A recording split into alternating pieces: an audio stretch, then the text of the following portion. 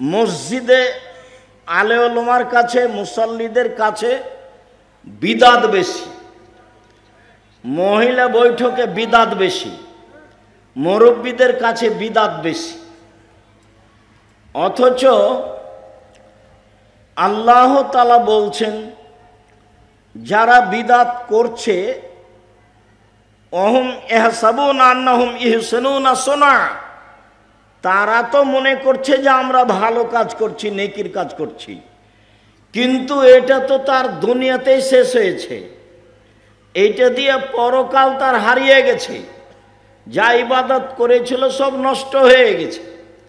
তার ধারণায় এটা নেকির কাজ হলেও, সে মনে করলেও আল্লাহ এটাকে নেকির কাজ মনে করেননি, আল্লাহ এটাকে পাপের কাজ মনে করছে। বিদাত মানুষের ধারণায় নেকির কাজ, আল্লাহ রাসূলের কাছে পাপের কাজ। শিরক মানুষের ধারণায় নেকির কাজ, আল্লাহ এবং আল্লাহ রাসূলের কাছে পাপের কাজ।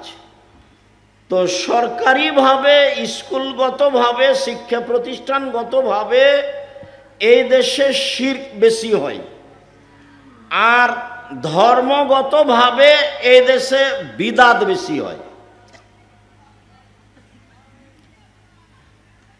বিদাতের ব্যাপারে রাসূল সাল্লাল্লাহু আলাইহি ওয়াসাল্লাম বলেছেন, মান আওয়া মুহদাসান, কেউ যদি বিদাতকে আশ্রয় দেয়, লা ইউকবালু আনহু আদল ওয়া সারফ, তাহলে তার ফরজ ইবাদতও কবুল হবে না, নফল ইবাদতও কবুল হবে না।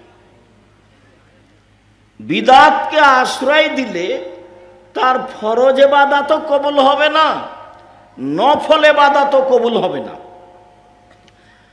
হুযায়ফা ইবনুল ইয়ামান রাদিয়াল্লাহু তাআলা আনহু বলেন যে আল্লাহ তাআলা এখন আমাদের মাঝে কল্যাণ দিয়েছেন। আমরা ছিলাম পাপের মধ্যে, অনিষ্টের মধ্যে। জনগণ আল্লাহ রাসূলকে জিজ্ঞাসা করত অনিষ্ট সম্পর্কে, নাস ইয়াসালুনা আনিশ শাররি ওয়া কুনতু আসআলু আনিল খায়রি মাখাফায়দুরে কানি।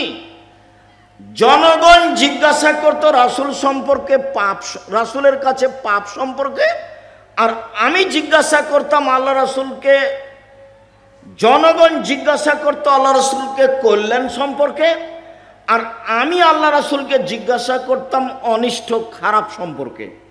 এই জন্য যে খারাপ যেন আমাকে ধরে না নেয়। তো আমি একদিন বললাম, আল্লাহর নবী, হাল যা বাদাল খায়রে মিন শাররিন, এখন যে আল্লাহ কল্যাণ দিয়েছেন, এই কল্যাণের পরে কি কোনো খারাপ আসবে? তাহলে নাম। তো আল্লাহ রাসূল বললেন, হ্যাঁ, এই কল্যাণের পরে খারাপ আসবে। তখন আমি আবার বললাম, আল্লাহর নবী, হাল বাদা যালিকা শাররি মিন খায়রিন, তো ওই অকল্যাণের পরে, ওই খারাপের পরে কি কোনো ভালো আসবে? কালা নাম ফিরে দেখানো, হ্যাঁ ভালো আসবে, তবে ভালো হলো ঘোলাটে। হ্যাঁ ভালো আসবে, তবে ভালো হলো ঘোলাটে। তখন আমি বললাম, ওমা দেখানো হোক, ঘোলাটে আবার কি জিনিস? দিন ইসলাম কি ঘোলাটে হয়? দিন ইসলাম কি ত্রুটিযুক্ত হয়? ওমা দেখানো হোক, ঘোলাটে আবার কি জিনিস? তখন আল্লাহ রাসূল বললেন, শোনো, কওমুন ইয়াস্তান্নুনা বিগাইরি সুন্নতি ওয়া ইয়াহদুনা বিগাইরি হাদিয়াতি, জনগণ আমার সুন্নাত ছেড়ে দিয়ে অন্য সুন্নাত ধরে নিয়ে বলবে এটাই রাসূলের সুন্নাত। জনগণ আমার আদর্শ ছেড়ে দিয়ে অন্য আদর্শ ধরে নিয়ে বলবে এটাই রাসূলের আদর্শ। জনগণ আমার সুন্নাত ছেড়ে দিয়ে অন্য সুন্নাত ধরে নিয়ে বলবে এটাই রাসূলের আদর্শ। আমার সুন্নাত ছেড়ে দিয়ে অন্য সুন্নাত ধরে নিয়ে বলবে এটাই রাসূলের সুন্নাত। খুব উল্টা কথা হলো, এটাই হলো ঘোলাটে। তো আমি বললাম, আল্লাহর নবী, এখানে আবার ফিরে আসব। আল্লাহর নবী, হাল বাদা যালিকাল খায়রে মিন শাররিন, ওই ঘোলাটে খারাপের পরে, ঘোলাটে ভালোর পরে কি আর কোনো খারাপ আসবে? তখন আল্লাহ রসুল বলেন নাম, হ্যাঁ, সেটা হলো দোয়াতুন আলা আবওয়াবে জাহান্নাম মানা যাবহু ইলাইহা কাযাফু ফিহা। যারা ধর্মের নামে ডাক দিবে তারাই থাকবে জাহান্নামের দরজায়। যারা ধর্মের নামে ডাক দিবে তারাই থাকবে জাহান্নামের দরজায়। জনগণ তাদের ডাকে যারা সাড়া দিবে ওরা তাদেরকে জাহান্নামে দিয়ে দিবে। কথা তো আরো জটিল হয়ে গেল।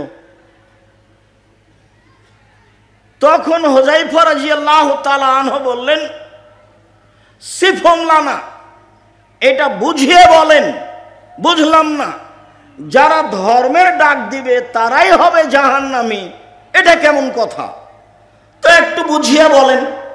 তো আল্লাহ রাসূল বললেন, হুম মিন জিলদাতিনা ওয়া ইয়াতাকাল্লাউনা বিল আলসিনাতিনা, তারা হবে আমার চামড়ার, সবাই হবে মুসলমান, তারা আমার ভাষায় কথা বলবে, কোরআন হাদিস পড়বে,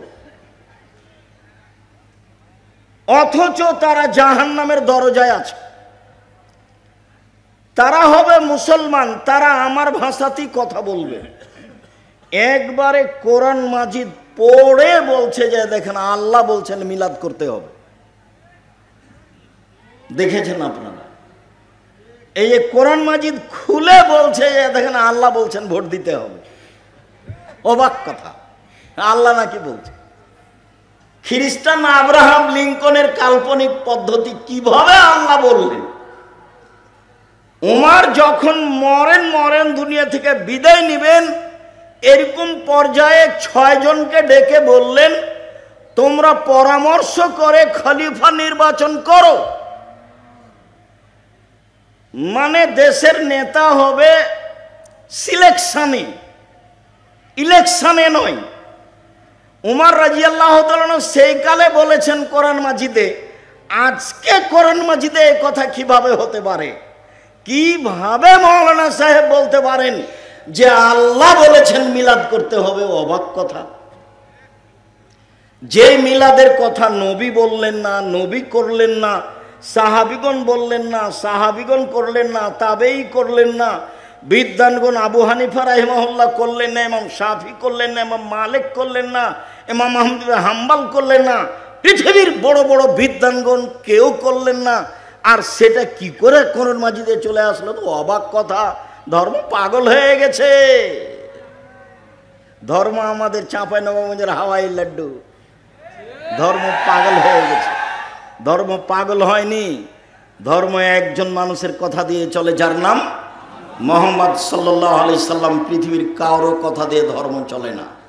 বলছিলাম, আমার সুন্নাত ছেড়ে দিয়ে অন্য সুন্নাত ধরে নিয়ে বলবে এটাই রাসূলের সুন্নাত।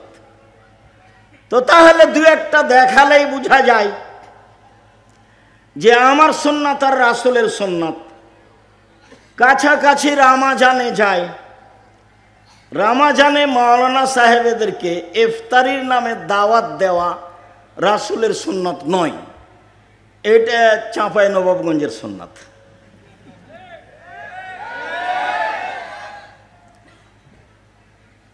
রমজান মাসে মসজিদে মসজিদে এইভাবে অনুষ্ঠান করা ইফতারির নামে, এইটা রাসূলের সুন্নাত নয়।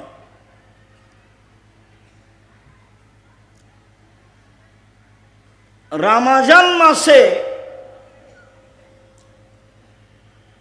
রাত জাগার নামে চাঁপাইনবাবগঞ্জে মহিলারা বাড়িতে, পুরুষেরা মসজিদে বসে বসে কোরআন তেলাওয়াত করবে, বিস্কুট খায়, জিলাপি খায়, এর নাম রাত জাগা নয়।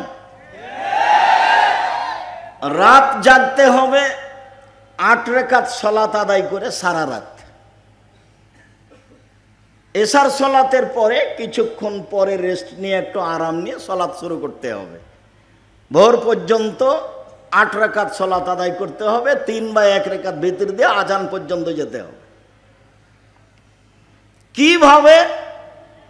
কোরআন মাজিদ পড়বেন বেশি বেশি। আমি যে হাফেজ নই, তো সূরা ইখলাস পড়বেন।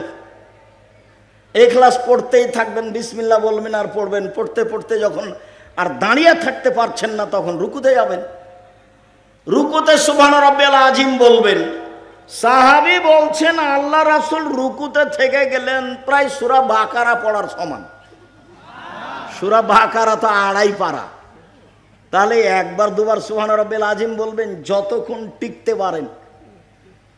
তো সিজদায় যাবেন যতক্ষণ টিকতে পারেন, উঠে আসবেন, দাঁড়িয়ে বসে দোয়া করেন, আবার যাবেন যতক্ষণ টিকতে পারেন। এ তো 1 রেকাত, অনেক সময় গেছে। 4 রেকাত পড়তে দেখবেন ভোর রাত হয়ে এসেছে। তো এই ছিল রাত্রি জাগা। কিভাবে কিভাবে হয়ে গেল তা জিলাপি এবং মিষ্টির মাধ্যমে রাত জাগা কোরআন তেলাওয়াত করে, একেবারে উল্টা। আমাদের চাঁপাইনবাবগঞ্জের মানুষ, আমাদের ধারণাই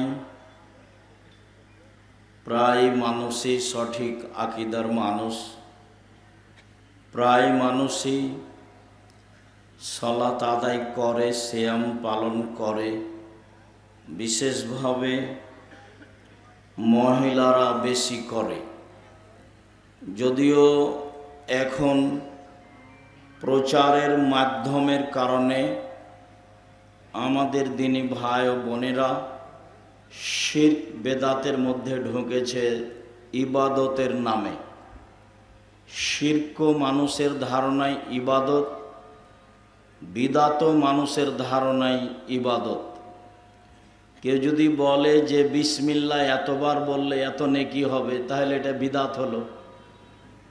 এখন মহিলা বৈঠকে এরকমই কথা হয়, বা অমুক সূরা পড়লে এত নেকি হবে, ওরকম কথা তো আল্লাহ রাসূল বলেননি।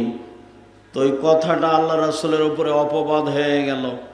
তো ও তো নেকির জন্যই বলল। লাশ বাড়িতে রেখে মাটি দিতে যাওয়ার পরে অনেকক্ষণ যাবৎ মানুষ লম্বা হাত তুলে দোয়া করলো মহিলারা, তো সবাই মনে করলো যে ভালো কাজ করলাম। তো এতে যে আল্লাহ রাসূলকে অপমান খাটো করা হলো সেটা তো আর কেউ বুঝলো না।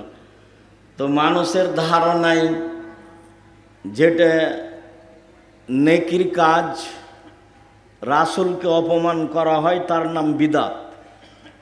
আর মানুষের ধারণায় যেটা নেকির কাজ, আল্লাহকে খাটো করা হয় তার নাম শিরক।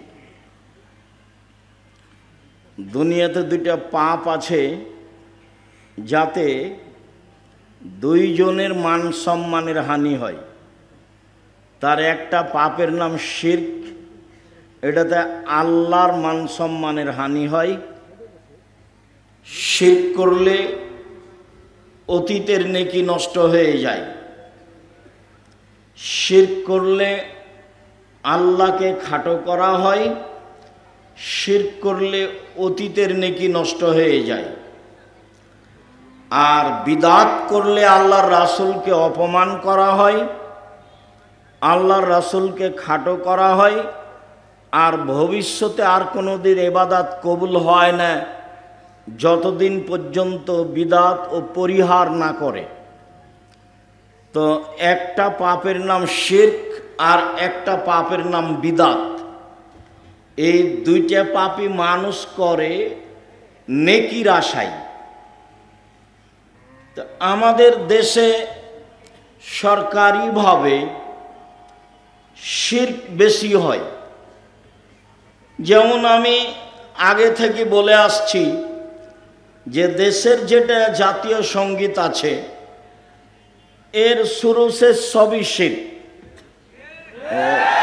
যতবারও বলছে রবি ঠাকুর ওমা বলে, ততবার ও কালিমাকে বলছে। তো আকাশ বাতাস তো আর কালিমার নয়, আকাশ বাতাস কার? আল্লাহর। তাহলে একটা বাচ্চা প্রতিষ্ঠানে গিয়েই শিরক করে, আর ওর বাপ মায়ের মাধ্যমে তো বাড়িতে আছেই, হিসাব নেই। ওর মাও করে, ওর বাপও করে। যার কারণে সরকারিভাবে এবং শিক্ষা প্রতিষ্ঠানগতভাবে আমাদের দেশে শিরক বেশি। আর